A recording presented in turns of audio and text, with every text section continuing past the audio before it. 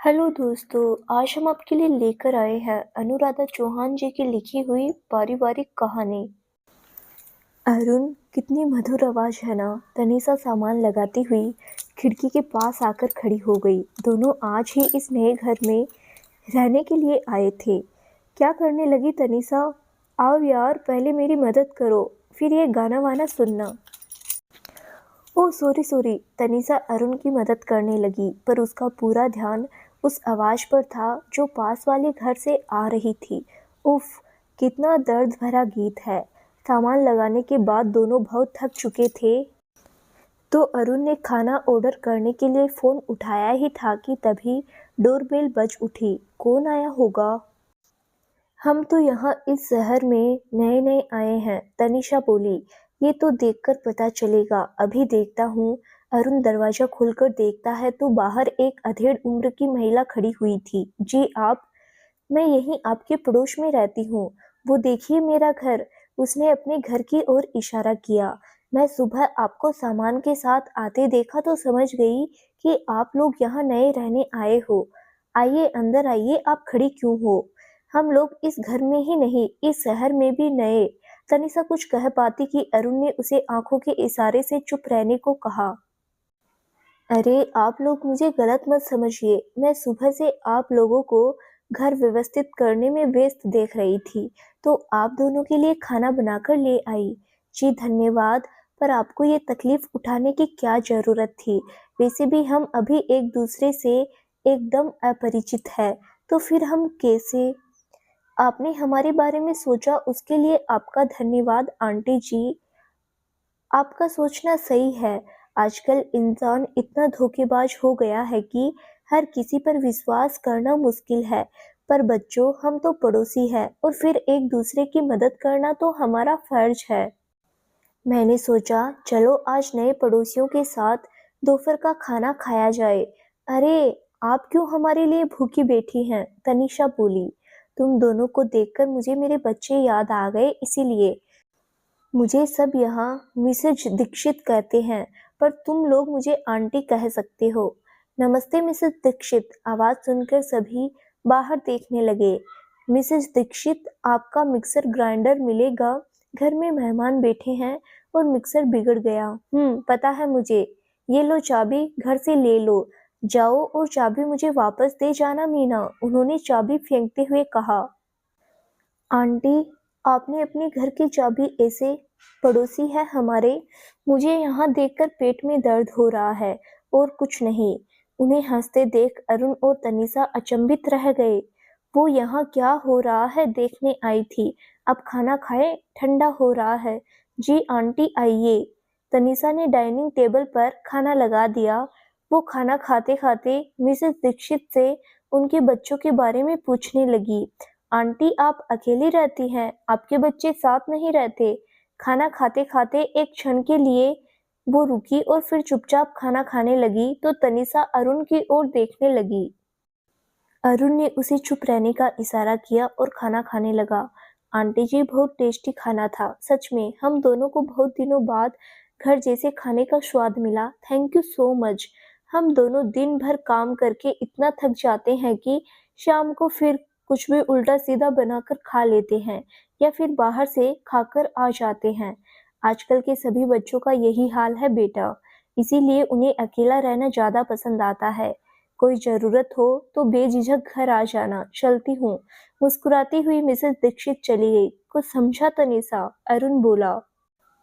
क्या अरुण? दरवाजा बंद करते हुए तनिषा ने पूछा। तनिषा, आंटी के बच्चे हैं, ये तो उन्होंने बता दिया, पर बच्चे साथ रहते हैं या अलग? उस सवाल पर आंटी ने कोई रिएक्ट नहीं किया। सही कहा अरुण, खैर छोड़ो। अब हमें यहीं रहना है तो सच भी पता चल ही जाएगा। चलो थोड़ा आराम ही कर ले, फिर शाम को बाहर जाकर आते हैं। मुझे रसोई के लिए शॉपिंग करनी है। मिसेस दीक्षित घर पहुंचकर निढाल होकर बिस्तर पर गिर पड़ी और आंखों में नमी तैरने लगी। मेरे बच्चे, ये तो सिर्फ मेरे मन का वहम है। उनके लिए तो मैं सिर्फ एक बोझ हूँ।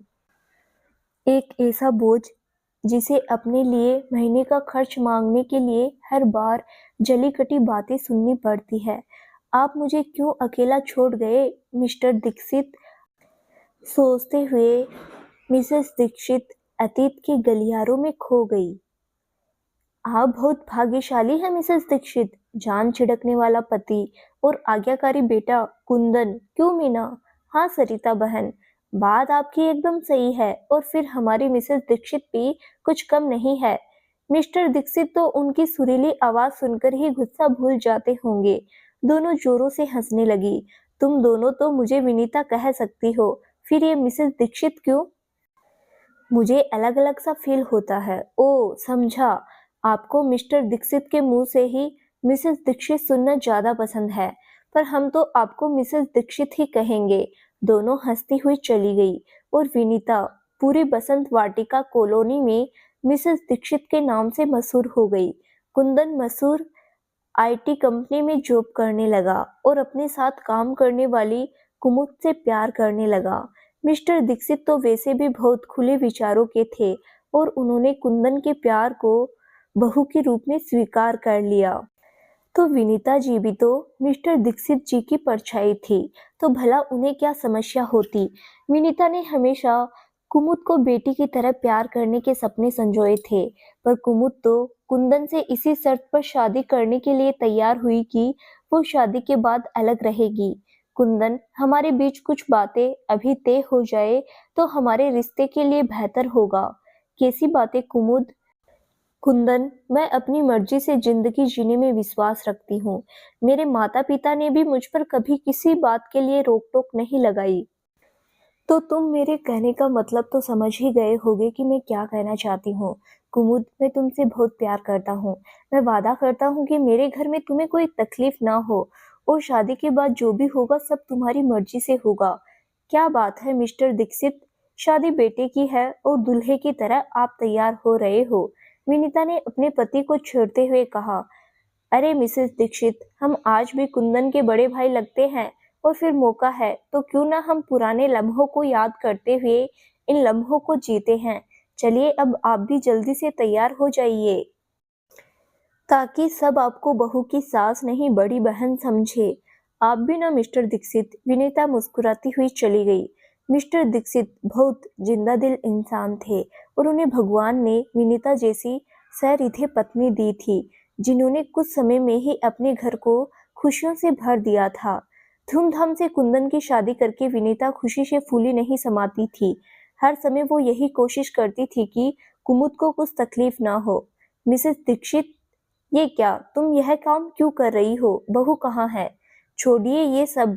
कुंदन जी पापा। कुंदन बेटा, जरा मेरे कमरे में आओ, मुझे तुमसे कुछ जरूरी बातें करनी है। मिस्टर दीक्षित ने इतनी गंभीरता से बात करते देख विनीता चुपचाप उनके पीछे चली आई। क्या हुआ मिस्टर दीक्षित, सब ठीक तो है?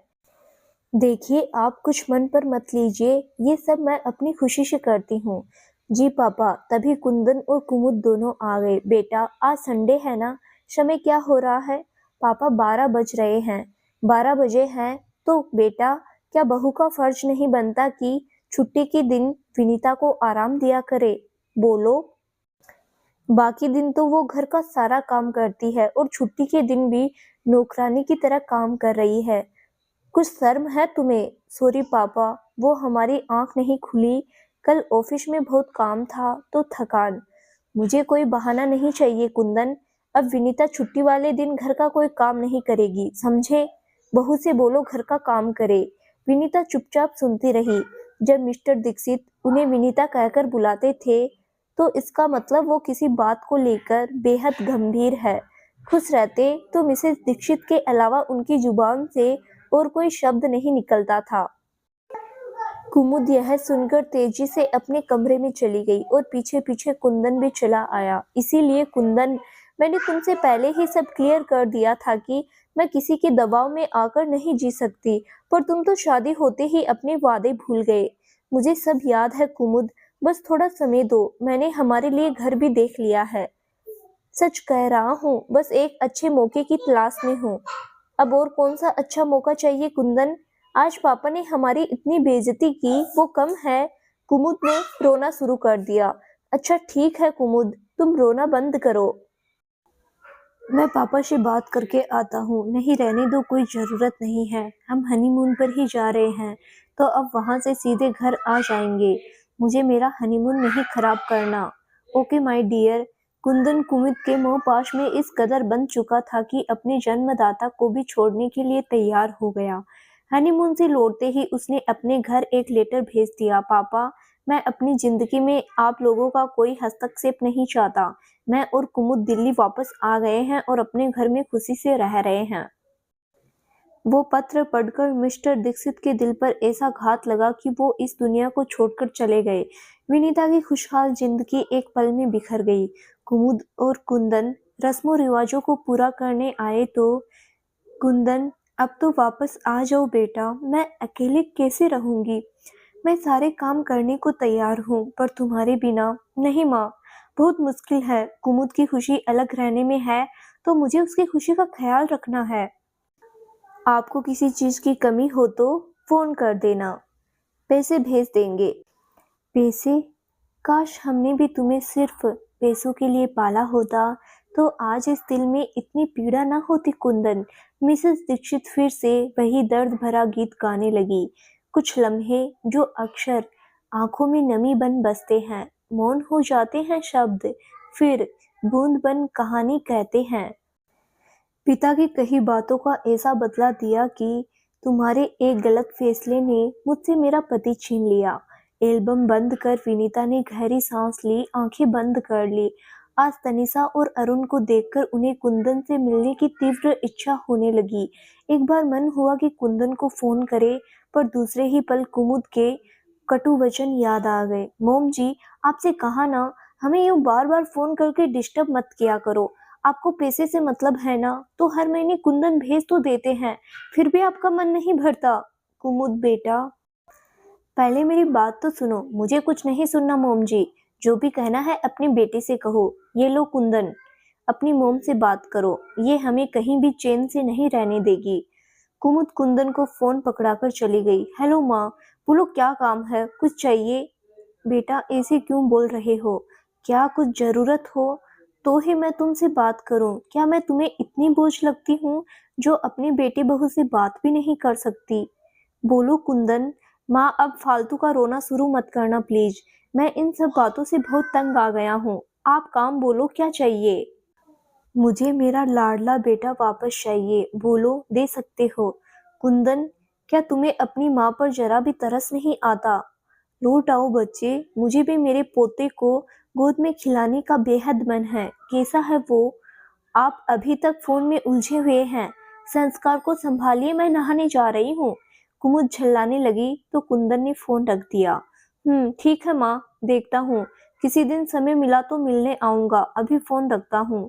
कुंदन सुनो, तो मैं आ जाऊं मिलने? नहीं माँ, मैंने कहा ना, मैं आता हूँ किसी दिन। फोन कट हो गया तो उनकी आंखों में नमी तैरने लगी।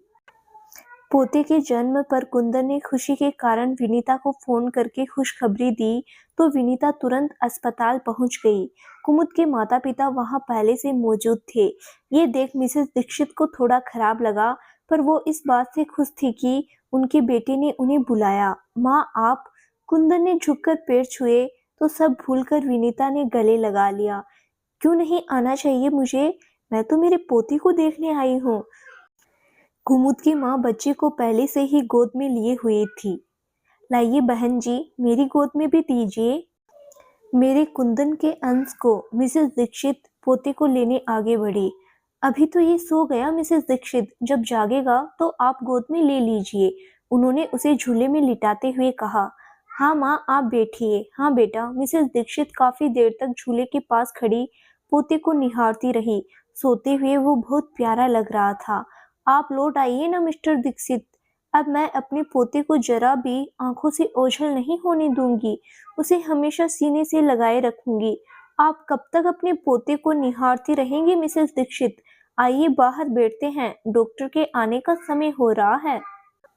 खामखा नाराज होंगे। ओह हाँ। विनीता सोच के दायरे से बाहर निकल आई और सब बाहर आ गए, सिर्फ कुंदन अंदर रुक गया। थोड़ी देर में डॉक्टर आकर कुमुद और बच्चे को चेक करके चली गई तो सब फिर अंदर पहुंच गए। माँ चलिए आपको घर छोड़ आता हूँ, कुंदन बोला। नहीं कुंदन, मैं जाने के लिए नहीं आई हूँ। जब तक मेरी बहू और पोता अस्पताल में हैं, मैं यहीं रुकूंगी। माँ, कुमुद की मोम है ना यहाँ, वो सब संभाल लेगी। फिर मैं भी हूँ, ये अस्पताल है, यहाँ बेकार भीड़ मचाकर क्या फायदा। कुंदन की बात ने विनीता को तोड़ दिया। फिर भी हिम्मत करके बोली, बेटा, अब बहू और पोते के प्रति मेरी भी कुछ जिम्मेदारी बनती है। हम लोग बारी बारी ये जिम्मेदारी संभाल लेंगे। आपकी क्या प्रॉब्लम है मोम जी? मुझे इस समय मेरी मोम मेरे पास चाहिए और कोई नहीं। अभी आप जाइए और घर पर आराम कीजिए। कुमुद की बातें सुनकर विनीता अपना बैग उठाकर चलने लगी तो, माँ, मैं घर छोड़ देता हूँ। वो तो तुमने बहुत पहले ही छोड़ दिया कुंदन, आज माँ को भी छोड़ दिया। खैर तुम यहीं रुको कुमुद के पास, मैं चली जाऊंगी। इससे पहले आंसू बहने लगते विनीता तेजी से वहां से निकल गई। अस्पताल के गेट पर पहुंचकर कुछ क्षण के लिए रुकी और पीछे मुड़कर देखा। शायद कुंदन पीछे पीछे आया हो, पर कुंदन की जिंदगी में तो अपनी पत्नी और नई माँ के अलावा और किसी के लिए जगह नहीं थी। तभी दरवाजे पर दस्तक ने विनीता विचारों से बाहर निकल आई। घड़ी की ओर देखा, ओ शाम हो गई, कौन आया होगा, देखती हूँ। अरे मीना जी, आप? हो गया मिक्सर का काम? इतनी भी क्या जल्दी थी? आपका ठीक होकर आ जाता तब रिटर्न कर देती। धन्यवाद मिसेस दीक्षित। मेहमान भी चले गए तो सोचा ये वापस दे आऊं, आपको शाम को लगेगा। मिक्सर ठीक होने भेजा है, शायद कल तक आ जाए। अरे तो ले जाइए वापस, जब आपका ठीक होकर आ जाइए तो दे जाना। मुझ अकेली को कौन से पकवान बनाने होते हैं? वैसे भी मैंने आज हमारे नए पड़ोसी के लिए दोपहर में खाना बनाया तो बच रखा है, वही रात को खा लूंगी। अरे हाँ मिसेस दीक्षित, कैसे हैं हमारे नए पड़ोसी?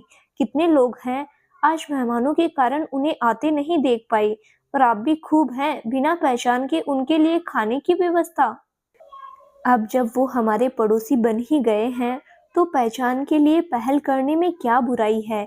और फिर आप मेरा नेचर जानते ही हो, किसी की भी मदद करने के लिए मैं कुछ सोचती नहीं हूँ। आप अपनी जगह सही हो मिसेस दीक्षित, पर अब पहले जैसा समय नहीं रहा। अच्छा मान लो वो मना कर देते तो आपकी मेहनत और खाना दोनों ही बेकार हो जाते।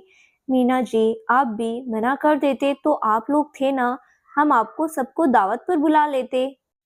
कहते हुए मुस्कुरा उठी मिसेस दीक्षित, फिर उदास होते हुए, सच कहूँ मीना जी, उन्हें देखकर कुंदन की याद आ गई तो खुद को रोक न सकी। उनकी आंखों में नमी तैरने लगी। मिसेस दीक्षित, संभालिए खुद को। मीना जी उठकर उनके कंधे पर हाथ फिराने लगी।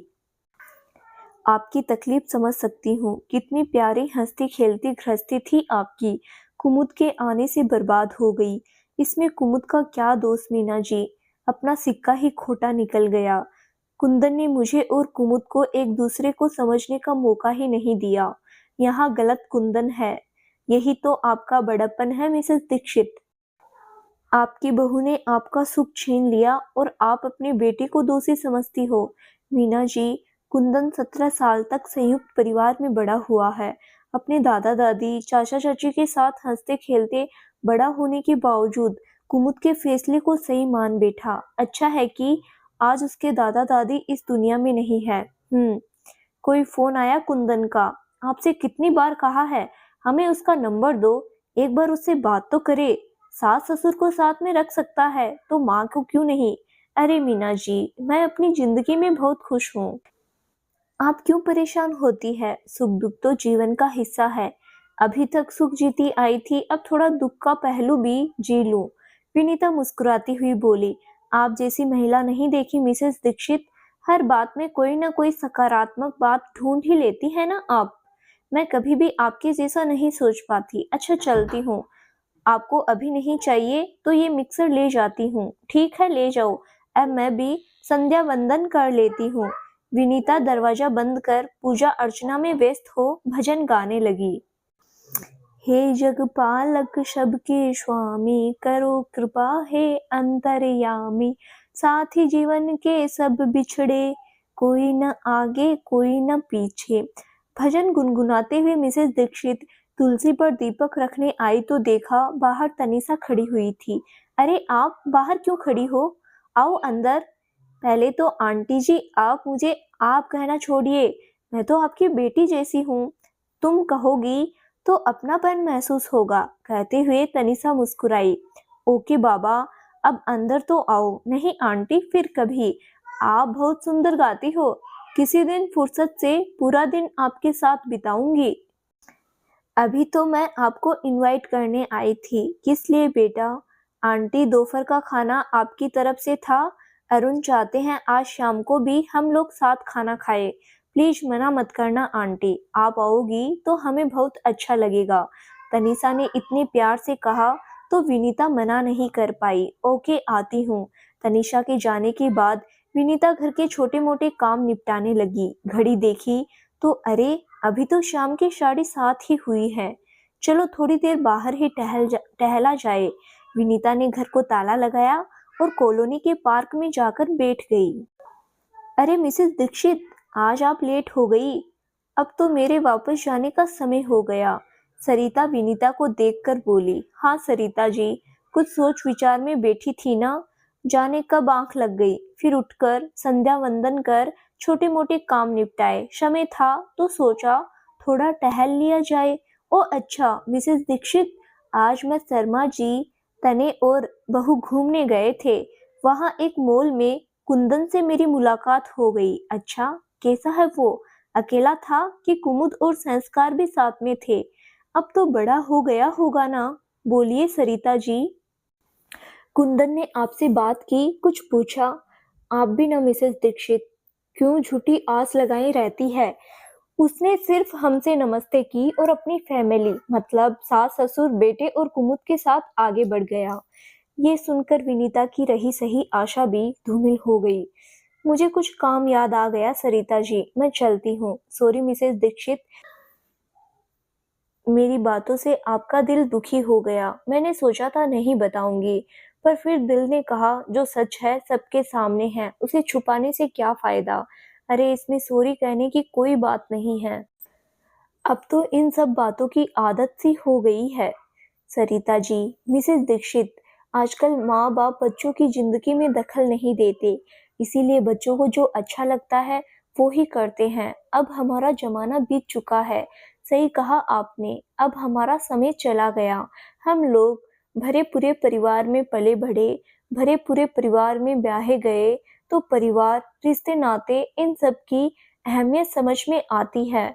अब बच्चे अकेले बड़े हो रहे हैं तो अकेलापन अच्छा लगता है। सच बताऊं मिसेस दीक्षित, मेरा भी मन डर गया जब से कुंदन ने आपको छोड़ा।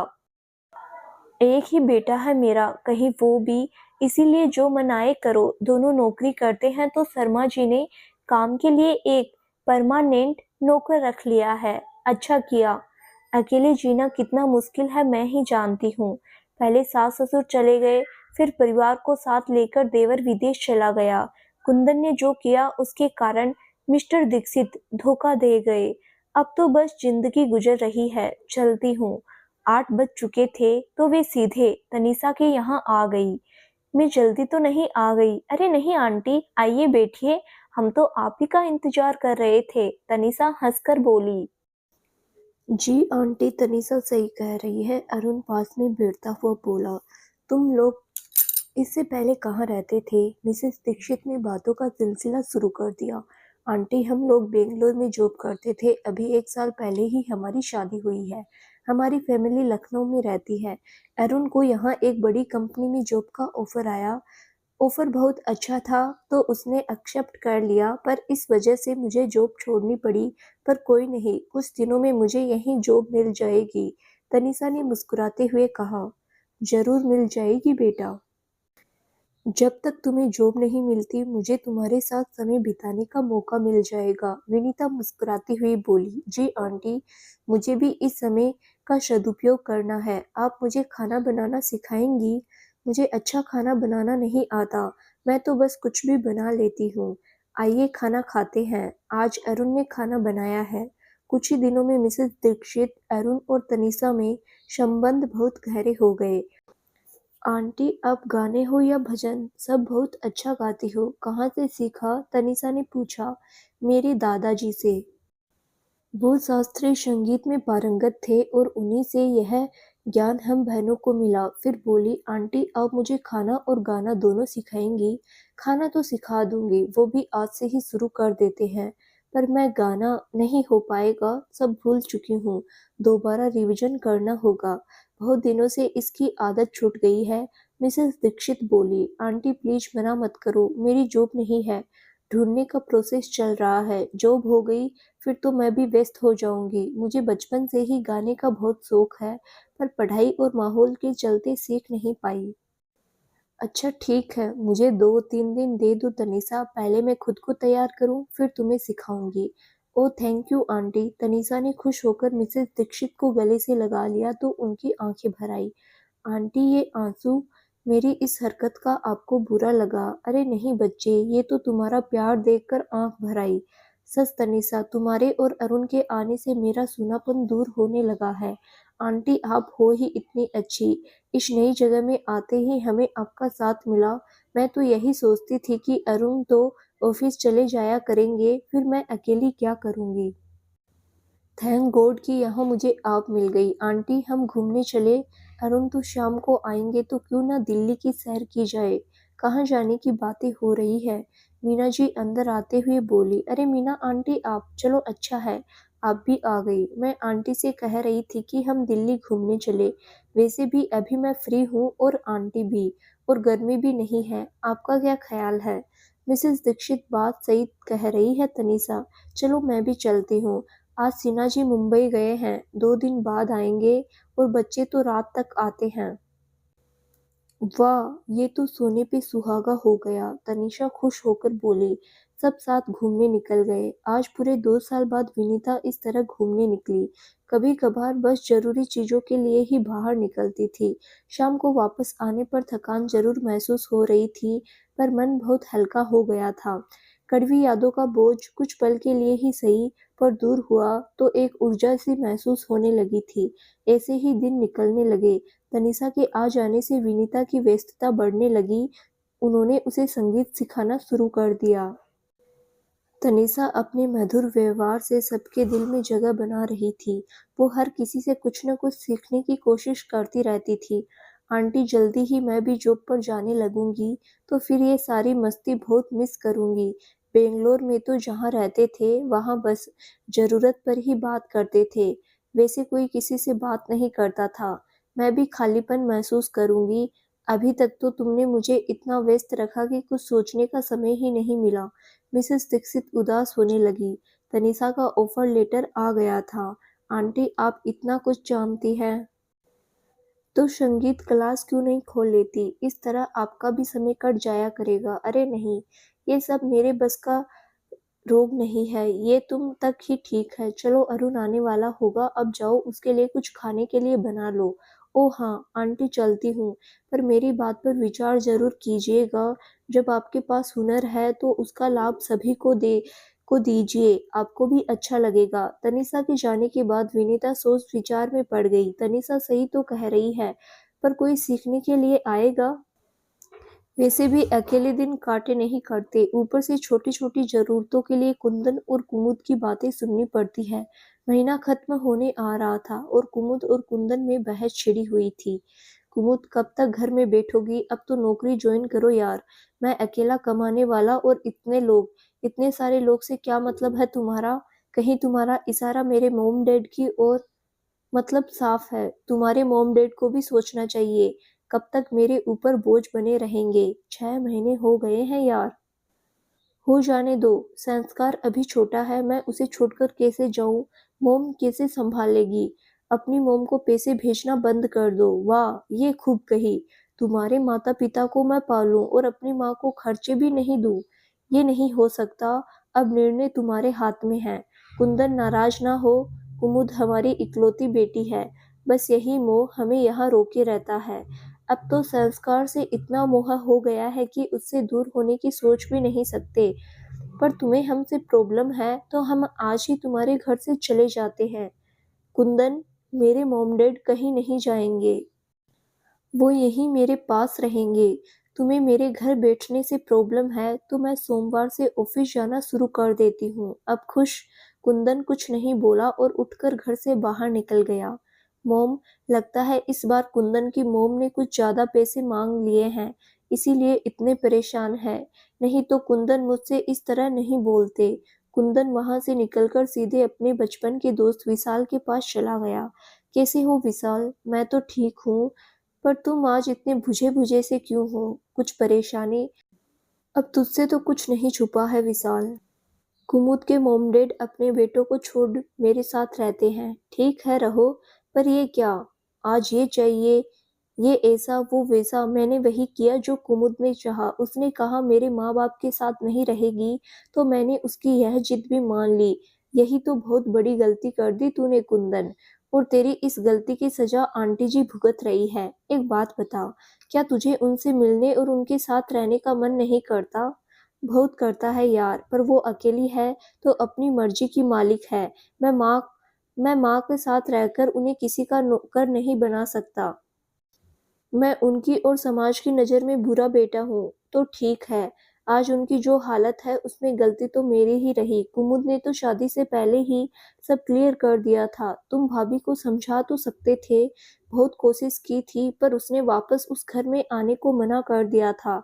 ये तो बाद में पता चला कि ये सब उसके माता पिता की इच्छा से हुआ है। वो कुमुद के मन में शादी से पहले ही ये सब भर चुके थे। मैं माँ का जिक्र छेड़ दूँ तो घर में क्लेश शुरू हो जाता है। कुमुद की मम्मी की अपनी बहुओं से जरा भी नहीं पड़ती है। 3-3 बेटे होते हुए भी दोनों महीने में 20 दिन यहाँ रहते, तो 10 दिन अपने बेटों के पास रहने चले जाते हैं। संस्कार के जन्म के बाद तो वो भी बंद कर दिया। कुंदन, यह हालात तो तूने ही बनाए हैं, पर कब तक तू कुमुद भाभी के कहे अनुसार चलेगा? समय के अनुसार बदलना सीख। जब वो अपने माता पिता को साथ रख सकती है, तो तू भी अपनी माँ के पास रह सकता है। विशाल की बातें सुनकर कुंदन खामोश हो गया। क्या सोचने लगा? विशाल, शायद तुम ठीक कह रहे हो। पहले तो मैंने कभी इस विषय में नहीं सोचा, पर अब बहुत परेशान हो गया हूँ। मैंने कुमुद की खुशी के लिए सब कुछ किया, पर उसने कभी मेरी खुशी की परवाह नहीं की। अब मुझे अपनी गलती महसूस होती है। आंटी से कब से नहीं मिले, 6 महीने हो गए। संस्कार के जन्म पर अस्पताल में माँ मिलने आई थी, वहाँ भी कुमुद को उनके साथ उपेक्षित व्यवहार देखकर मैंने उन्हें जाने को कह दिया। उस दिन से माँ की भीगी आंखें नहीं भूलती विशाल। मैं जितना उनके बारे में सोचता हूँ, उतना ही शर्म से जमीन में गिरता जाता हूँ। मैं अपनी माँ को कोई सुख नहीं दे पाया। मेरी एक बात मानेगा कुंदन? क्या? बोल। चल आंटी के पास चलते हैं, सच में वो बहुत खुश हो जाएगी। आज तक मैं चुप रहा क्योंकि तू मेरी कोई बात सुनना नहीं चाहता था। मुझे माँ का सामना करने में डर लगता है। उन्हें सफेद कपड़ों में देखकर पापा को दिया दुख याद आता है। मेरे कारण पापा आज इस दुनिया में नहीं है। सब समझते हैं मैं बदल गया। सच तो ये है कि मैं भी नहीं चाहता माँ मेरे लिए तड़पे। कुंदन, इसीलिए कह रहा हूँ, आंटी को सिर्फ तू चाहिए, तेरे पैसे नहीं। वो तेरी माँ है, तेरी व्यवस्था समझकर तुझे माफ कर देगी। हमें कुछ ऐसा करना चाहिए कि आंटी भी खुश रहे और कुमुद भाभी भी। ऐसा कोई तरीका नहीं है विशाल, वो सब बाद में सोचेंगे। अभी चल, आंटी से मिलने चल। देख, अब मना मत करना। विशाल के कहने पर कुंदन माँ से मिलने चल तो दिया, पर रास्ते भर उसे माँ पापा के बीच हंसी मजाक की बातें, पापा के ठहाके याद आ रहे थे। पापा मम्मी की कितनी सुंदर जोड़ी थी। मेरे कारण सब तबाह हो गया। अब ना वो खुश रह पा रही है, ना मुझे सुकून मिल रहा है। गाड़ी रुकी तो सबसे पहले सामना सरिता आंटी से हुआ, जो कुंदन के घर से निकल रही थी। अरे कुंदन, आज यहाँ का रास्ता कैसे भूल गए, या फिर कुछ लेने आए हो? कुंदन ने कोई जवाब नहीं दिया, बस नमस्ते कहकर वो घर की ओर चल दिया। घर से विनीता और तनिषा के गाने की आवाज आ रही थी। कुंदन, ये आवाजें, एक तो माँ है और एक पता नहीं, चल देखते हैं। दोनों अंदर प्रवेश करते हैं। कुंदन, विनीता एकदम से रुक गई तो तनिषा भी उधर देखने लगी। ओ, तो ये है आंटी जी का बेटा। अभी मेरा यहाँ रुकना ठीक नहीं होगा, तनिषा ने मन में सोचा और उठकर बोली। मैं चलती हूँ आंटी जी। ठीक है। चरण स्पर्श आंटी जी। विशाल ने झुककर पैर छुए तो कुंदन सकपका गया, और विनीता के पैरों में झुका तो उन्होंने उसे सीने से लगा लिया। 2 साल बाद माँ के पास आने की फुर्सत मिली बेटा। मिस्टर दीक्षित तो चले गए, तुमने मुझे भी मरा समझ लिया। आज कैसे आए हो, कोई परेशानी है?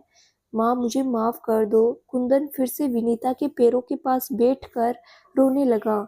मैं ऐसे चक्रव्यूह में फंस गया हूँ कि खुशियाँ मेरे समीप है, पर फिर भी मैं उन्हें महसूस नहीं कर पा रहा हूँ। ये चक्रव्यूह तुमने ही तो रचा है। तुमने एक बार भी अपने माता पिता से कोई इस बात का जिक्र नहीं किया, बस अपना निर्णय ले लिया। कभी कभी हमारा एक गलत निर्णय हमारी ही खुशियों पर ग्रहण लगा देता है। तुम कुछ दिन साथ रहते तो शायद कुमुद हमारे प्यार को समझ पाती। माँ मैं सच में आजकल बहुत परेशान रहने लगा हूँ। मुझे सब कुछ होते हुए भी कुछ नहीं लगता है वाली फीलिंग होती है। मैं क्या करूँ, कुछ समझ नहीं आता। माँ कुछ नहीं करो, जैसा चल रहा है चलने दो कुंदन। पति पत्नी के रिश्ते बहुत नाजुक डोर से बंधे हुए होते हैं। मैं नहीं चाहती कि मेरे कारण तुम्हारे लिए परेशानी खड़ी हो। कुमुद भी एक दिन सब समझ जाएगी, बस उसे धीरे धीरे जिम्मेदारियों का एहसास कराओ, समझे? जी माँ, आज आपसे बात करके मन हल्का हो गया। अब थोड़ा अच्छा लगने लगा है। माँ ये जो अपने घर में थी कौन है, और वो आपके साथ गाना क्यों गा रही थी? वो तनिषा है। राधेश्याम अंकल के घर में अपने पति के साथ किराए से रह रही है। मुझे गाते सुना तो वो भी संगीत सीखने की जिद करने लगी। माँ आप कैसे सिखा रही हो? आप अच्छा गाती हो ये तो पता है, पर सिखाने के लिए तो सुरों के बारे में जानकारी होनी चाहिए। तो फिर कैसे? हाँ आंटी बताइए ना। आपकी यह खूबी तो अब पता चल रही है। मैंने तुम्हें कभी इस बारे में बताया ही नहीं। शादी होकर आई तो घर के प्रति अपनी जिम्मेदारियों को पूरा करने लगी। हाँ मिस्टर दीक्षित जानते थे कि मुझे गाने का बहुत शौक है। यह हुनर मुझे दादाजी से मिला। दादाजी पंडित त्रिलोकनाथ शास्त्रीय संगीत की दुनिया में बहुत मशहूर थे। कई लोग उनके पास शिक्षा ग्रहण करने आते तो साथ में मैं भी सिखा करती थी। बस इसीलिए थोड़ी बहुत जानकारी है। माँ आप तो कमाल हो, इतनी बड़ी बात छुपाए बैठी हो। माँ एक काम करो, आप पहले कुछ दिन क्लास लगा लो, फिर जो भी छूटा है उसकी जानकारी हो जाएगी तो आप क्लास खोल सकती हैं। अरे नहीं, मुझसे अब ये नहीं होगा। तनीषा भी यही बात लेकर पीछे पड़ी है मेरे। अब ये कोई उम्र है? विनीता मुस्कुराती हुई बोली। आज बहुत दिनों बाद चेहरे की रौनक लौट आई थी। आंटी उम्र वाली बात कहाँ से आ गई? मेरे ख्याल से अभी आप 50 के आसपास ही होगी। पहले के समय में जल्दी शादी हो जाती थी। फिर सीखने सिखाने में उम्र कब बाधा बनी है? माँ मुझे कुछ नहीं सुनना। अभी तक तो मेरी हिम्मत नहीं होती थी कि कैसे आपका सामना करूं। मैंने आपको बहुत दुख दिए हैं। अब तो आपको भी मेरी परेशानी पता चल गई। आप अपनी जिंदगी में आगे बढ़ेगी तो मुझे अच्छा लगेगा। हो सकता है मैं रोज ना आ सकूं, पर जब आऊं तो आपको व्यस्त देखूं। ठीक है, जैसा तुम लोग चाहो मैं तैयार हूँ। ये हुई ना बात माँ। विशाल आगे की जिम्मेदारी तुम संभाल लेना भाई, मेरा तो पता ही है तुझे। माँ अब मैं चलूं? आते रहना बेटा, हो सके तो कभी कुमुद और संस्कार को साथ लेकर आना। माँ सच में आपको कुमुद से कोई शिकायत नहीं? कुंदन आश्चर्य से बोला। नहीं, दोष उसमें नहीं, उसकी परवरिश में है। और हर किसी को नए परिवेश में ढलने के लिए समय चाहिए होता है, जो तुमने कुमुद को नहीं दिया। बस उसकी जिद पूरी कर दी। यही गलती परिवार की खुशियों को खा जाती है। पर अब मैं क्या करूं? कुछ कहता हूँ तो उसके मॉम डैड दुखी हो जाते हैं, और उस कारण कुमुद भी नाराज होने लगती है। मैंने तुम्हें सबसे प्यार करना सिखाया, 2 साल लगे, पर तुम आखिर मेरे पास लौटे ना। अब तुम्हें भी यही सीख कुमुद और संस्कार को सिखानी है। माँ सच, तुम्हारे दिल में सबके लिए कितना प्यार है। कहाँ चले गए थे कुंदन? कुमुद ने कुंदन को देखते ही सवाल किया। कुछ काम से गया था। क्यों, कोई काम था? नहीं, मॉम डैड बार बार आपके बारे में पूछ रहे थे, बस इसीलिए पूछा। आपको उनके बारे में ऐसे बात नहीं करनी थी। सॉरी यार। संस्कार सो गया? नहीं, पापा के पास है। जरा कॉफी बना दोगी प्लीज? अभी लाई। कुमुद कॉफी बनाने चली गई और कुंदन संस्कार के पास चला गया। संस्कार को लेकर वो लिविंग रूम में खेलने लगा। नाराज हो कुंदन? दमयंती और भूषण पास आकर बैठते हुए बोले। नहीं मोम, बस थोड़ा परेशान था। कुमुद भी छुट्टी पर थी तो पूरी सैलरी न मिलने से बजट गड़बड़ा गया था, बस कोई और बात नहीं है। समझ सकते हैं बेटा, हमारी बहुएं अच्छी होती तो हम यहाँ क्यों रहते। बीमारी के कारण तो कुमुद के डैड भी घर बैठ गए हैं। सब ठीक हो जाएगा कुंदन, हम दोनों मिलकर सब संभाल लेंगे, कुमुद बोली। मॉम डैड को बहुएं अच्छी नहीं मिली, इसीलिए बेचारे मजबूरी में बेटी के भरोसे रह रहे हैं। यही तो आजकल का सबसे बड़ा रोना बन गया है कुमुद। मॉम डैड बड़े भाग्यशाली है जो इनको तुम्हारी जैसी बेटी मिली है। उन लोगों के बारे में सोचो जिनके एक ही बेटा है और बहू के कारण वो उनसे दूर हो जाता है। वो कैसे जीते होंगे। ये बात तो आपने सच कही दामाद जी। सोचता हूँ काश मेरे भी कोई बहन होती तो मेरी माँ का अच्छे से ध्यान रख रही होती, फिर उन्हें भी आज अकेले नहीं रहना पड़ता। उन्हें भी कहाँ ख्याल करने वाली बहू मिली। तुम मुझे ताना मार रहे हो कुंदन। अरे नहीं कुमुद, तुम तो बेकार गुस्सा हो रही हो। मैं तो सिर्फ तुम्हारी बात का समर्थन कर रहा था यार। तुम तो बहुत अच्छी हो, माँ को खर्च भेजने को मना नहीं करती और इससे ज्यादा क्या कर सकती हो। कुंदन व्यंग्य से बोला। ओ मैं समझी, मुझे ताना मारा। मेरी इतनी हिम्मत कहाँ, हंसते हुए कुंदन ने कहा। मैं तो बस बहू और बेटी वाली सोच का अंतर बता रहा था। बेटियां अपने माता पिता की परवाह करती है, पर बेटे कुछ मजबूर होकर तो कुछ जानबूझकर उनसे दूर हो जाते हैं। शायद दमयंती कुंदन की बात का मतलब समझ गई, इसीलिए कुंदन की बात पर चुप्पी साध गई। अच्छा मुझे नींद आ रही है, good night everyone. Kundan room में जाने लगा तो कुमुद ने टोका, खाना नहीं खाओगे। कुमुद ने पूछा, नहीं भूख नहीं है। कुंदन माँ के हाथ का बना खाना खाकर आया था, पर ये बात वो छुपा गया और अपने कमरे में चला गया।